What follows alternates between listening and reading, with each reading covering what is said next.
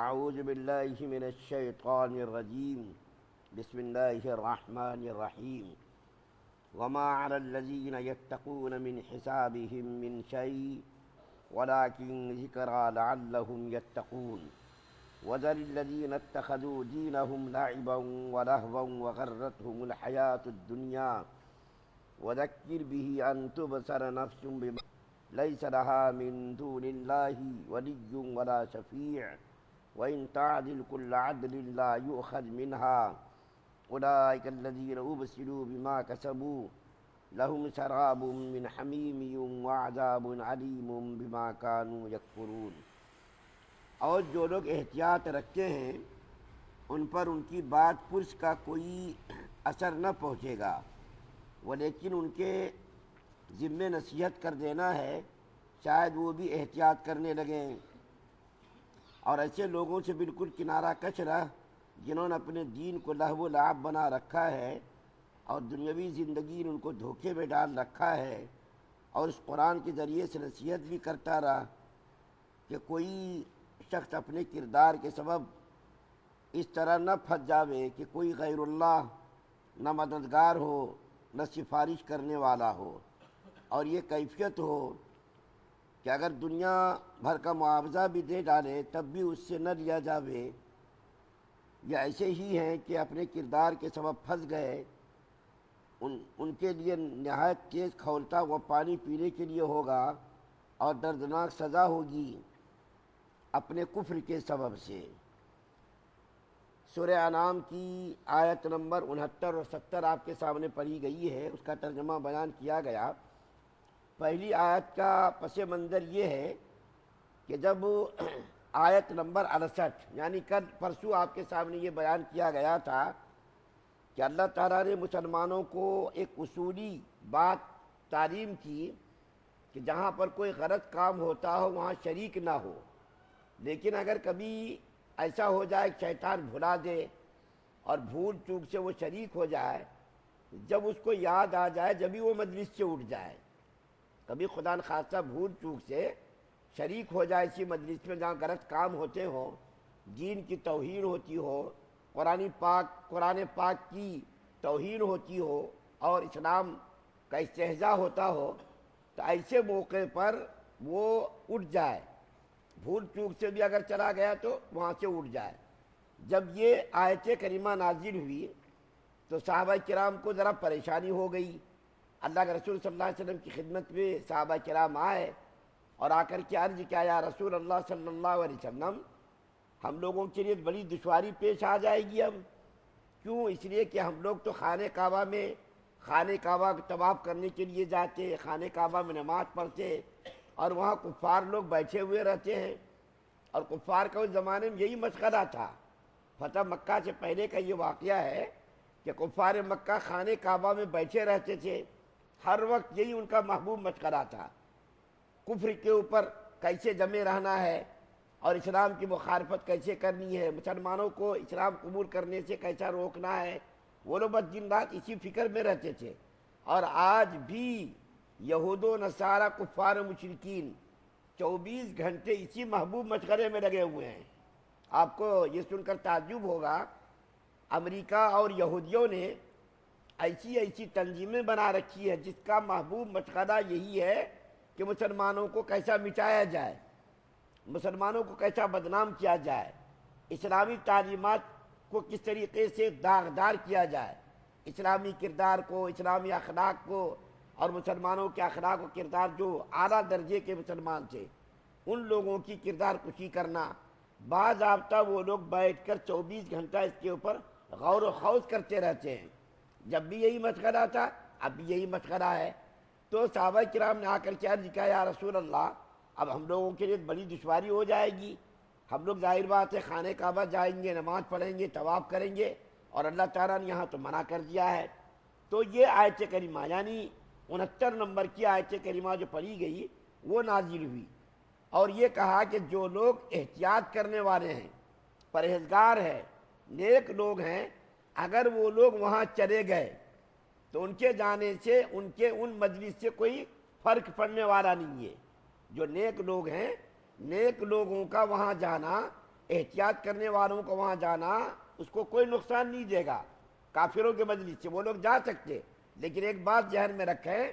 جب وہاں گئے وہ تو ان لوگوں کو اچھی تعلیم اور ان کو برائیوں سے روکنا، یعنی اللہ تعالیٰ کے پیغام کو وہاں تک پہنچا دینا، یہ ان کی ذمہ داری ہے. جو مسلمان وہاں چلے جائیں تو ان کو جانے کے بعد قرآنی تعلیمات کو اور خدائی پیغامات کو ان تک پہنچا دیں اور ان کی غلطیوں پر ان کو روک دیں، یہ دیکھو تمہاری غلطی ہے. اس کے بعد جو دوسری آیت کریمہ پڑھی گئی ہے، آیت نمبر 70، اس آیت کریمہ کے اندر کافروں کا حال بیان کیا کہ وہ لوگ جنہوں نے دین کو، اسلام کو، قرآن کو کھیل تماشا بنا رکھا ہے، ان لوگوں کے بارے میں اللہ تعالیٰ فرما رہے ہیں کہ جنہوں نے دین کو، اسلام کو اور ایمان کو کھیل تماشا بنا رکھا ہے، قیامت کے دن اللہ تعالیٰ کے علاوہ اس کا کوئی دوسرا ولی نہیں ہوگا. اللہ تعالیٰ ایسے لوگوں کا قیامت کے دن کیا ہے، جو بھی ولی ہوگا، جو بھی مددگار ہوگا، اللہ تعالیٰ ہی ہوں گے، لیکن کافر لوگوں کا تو کوئی بھی ولی نہیں ہوگا. اور ظاہر بات ہے وہ تو بت پرست جس کو بت پوچھتے تھے وہاں تو اس کا حمایتی ہی نہیں ہوگا. تو ایسے لوگ جنہوں نے دین کو، اسلام کو، قرآن کو کھیل تماشا بنا رکھا ہے، وہاں اللہ تعالیٰ بھی اس کی مدد نہیں کریں گے، اللہ تعالیٰ بھی ان کی نصرت نہیں کریں گے، اور اس کے علاوہ کوئی اس کا حمایتی بھی نہیں ہوگا، کوئی اس کا سفارش کرنے والا بھی نہیں ہوگا. قیامت کے دن تو کوئی کسی کی سفارش اللہ کی اجازت کے بغیر کر ہی نہیں سکتا، یہاں تک کہ نبی ہو، ولی ہو، کتب ہو، ابدال ہو، غوث ہو، کوئی بھی اللہ کی اجازت کے بغیر کسی کی سفارش نہیں کر سکے گا. اور کافر کے بارے میں کسی کی سفارش قبول نہیں ہوگی. یہاں تک کہ حدیث کے اندر لکھا ہے کہ قیامت کے دن حضرت ابراہیم علیہ السلام کے والد، جس کا نام آذر لکھا ہوا قرآن کے اندر، وہ بھی حضرت ابراہیم علیہ السلام کے پاس آذر آئے گا، حضرت ابراہیم علیہ السلام کے باپ، اور آ کر کے کہے گا وہ کہ دیکھو بیٹے آج بہت پریشان ہوں، آج ذرا میری مدد کرو، سفارش کر دو تاکہ میں عذاب سے بچ جاؤں. تو حضرت ابراہیم علیہ السلام کو باپ کی محبت جوش مارے گی، اللہ تعالیٰ کے سامنے ان کی سفارش کرنے کے لیے جائیں گے. تو اللہ تعالیٰ حضرت ابراہیم علیہ السلام چونکہ بہت بڑے نبی ہیں، اللہ کے محبوب بندے تھے، تو اللہ تعالیٰ حضرت ابراہیم علیہ السلام کو ناراض نہیں کریں گے. تھوڑی دیر کے بعد کیا دیکھیں گے کہ حضرت ابراہیم علیہ السلام کا وہ باپ جو دنیا کے اندر ابراہیم علیہ السلام کی مخالفت کرتا تھا، ہر چیز کی مخالفت کرتا تھا، یہاں تک کہ گھر سے بھی ان کو نکال دیا تھا حضرت ابراہیم علیہ السلام کو. تھوڑی دیر کے بعد حضرت ابراہیم علیہ السلام دیکھیں گے کہ ان کا باپ بالکل کسی جانور کی شکل میں بن کر کے سامنے ہو جائے گا، جانور کی شکل میں، اور وہ ایسا جانور ہوگا بالکل قابل نفرت. ابراہیم علیہ السلام اس کو دیکھ کر کے پیر سے اس کو مار کر کے اس کو دور کر دیں گے. حضرت محمد صلی اللہ علیہ وسلم کے سگے چچا ابو طالب، ان کے بارے میں دیکھیے، ان کی سفارش بھی قابل قبول نہیں ہوگی.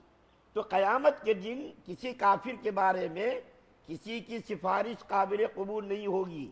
چاہے وہ کتنا بڑا ہی نبی ہو، ولی ہو، کتب ہو، ابدال ہو، غوث ہو. ہاں مومن کے بارے میں ان کی سفارش قابل قبول ہوگی، حاجیوں کی سفارش قبول ہوگی، علماء کی سفارش قبول ہوگی، اسی طریقے سے حافظوں کی سفارش قبول ہوگی. ان لوگوں کی سفارش مومن بندوں کے حق میں قبول ہوگی، لیکن اللہ کی اجازت کے بغیر. ایک اور بات اس آیت کریمہ کے اندر اللہ تعالیٰ فرما رہے ہیں کہ جنہوں نے دین کو کھیل تماشا بنایا، مذاق بنایا، قیامت کے دن اس کو کھولتا ہوا پانی ان کو پینے کے لیے دیا جائے گا. جب پیاس وہ کریں گے تو ان کو کے سامنے لا کر کے پیش کیا جائے گا. جب وہ پانی کا برتن منہ میں لگائے گا، ہونٹوں سے لگائے گا، یہ ہونٹوں کے جو گوشت ہیں، چمڑیاں ہیں، وہ پانی کے برتن کی تپش کی وجہ سے، گرمی کی شدت کی وجہ سے وہ گوشت نکل کر کے بالکل باہر ہو جائے گا. اور جب وہ پانی پیے گا اور جب وہ پانی اندر جائے گا تو اندر کی اٹڑیاں اس گرم پانی کی تپش کی وجہ سے پیچھے کے راستے سے سب نکل جائیں گی باہر. قرآن کے اندر بھی مختلف جگہوں پر اس کو اللہ تعالیٰ نے بیان کیا ہے، سورہ محمد کے اندر بھی بیان کیا ہے. وَسُوقُوا مَاءً حَمِيمًا فَقَطَّعَ أَمْعَاءَهُمْ، کہ پانی جب وہ پیے گا، پانی کی گرمی کی شدت کی وجہ سے اس کی اٹڑیاں اندر کی باہر آ جائیں گی. اور بھی دوسری جگہ قرآن کے اندر اللہ تعالیٰ نے اس کو بیان کیا ہے کہ قیامت کے دن تو اس کا نہ تو کوئی شفیع ہوگا، نہ ولی ہوگا، نہ مددگار ہوگا، اور اس کو کھولتا ہوا پانی پینے کے لیے دیا جائے گا. جب وہ پانی پیے گا تو گرمی کی تپش کی وجہ سے اندر کا پورا مال جو ہے، اچڑیاں جو ہے، وہ سب پیچھے کے راستے نکل کر کے باہر آ جائیں گی. تو یہ کافروں کی سزا ہوگی. دنیا کے اندر اللہ تعالیٰ نے اس کو وارننگ دی ہے کہ تم لوگوں نے دین کو کھیل تماشا بنا رکھا. زیادہ وقت نہیں ہے، جب تم مرو گے قیامت آئے گی. قیامت کے دن تمہارے ساتھ یہ معاملہ کیا جائے گا، اور تمہارا کوئی نہ مددگار ہوگا، اور نہ تمہارا کوئی ولی ہوگا، اور نہ تمہارا کوئی شفیع ہوگا، اور تم کو یہ اس قسم کی جو ہے سزائیں دی جائیں گی، دردناک سزا تمہارے کفر کی وجہ سے. تو اللہ تعالیٰ نے نبی کریم صلی اللہ علیہ وسلم کو اس آیت کریمہ کے اندر، یعنی آیت نمبر 70 کے اندر، یہ بھی نصیحت کی ہے کہ آپ ان کو قرآن کے ذریعے سے تعلیم دیجئے، قرآن کے ذریعے سے ان کو نصیحت کی، وذکر بھی، کہ ان کے بھولے ہوئے سبق کو قرآن کے ذریعے ان کو یاد دلائیے. کل انشاءاللہ میں نے جو 3 آیات پڑھی ہے، 2 آیت ابھی میں نے پڑھی اور 1 آیت میں نے جمعرات کے دن پڑھی تھی، 68 69 70، 3 آیات کا کل انشاءاللہ خلاصہ بیان کروں گا. اس کی وجہ یہ ہے کہ نہایت ہی اہم مضمون جو ان 3 آیات سے مستنبط ہوتا ہے، ان 3 آیات سے جو نہایت ہی ضروری بات نکلتی ہے، وہ چونکہ ضروری بات ہے، اس لیے انشاءاللہ کل اس کو بیان کروں گا. اللہ سے دعا اللہ ہم سب کو سننے سے زیادہ عمل کی توفیق عطا فرمائے، عذاب جہنم سے ہم سب کی حفاظت فرمائے، جنت کا داخلہ ہم سب کے لیے مقدر فرمائے. سبحان اللہ و بحمدہ، سبحانک اللہم و بحمدک، ونشہد ان لا الہ الا انت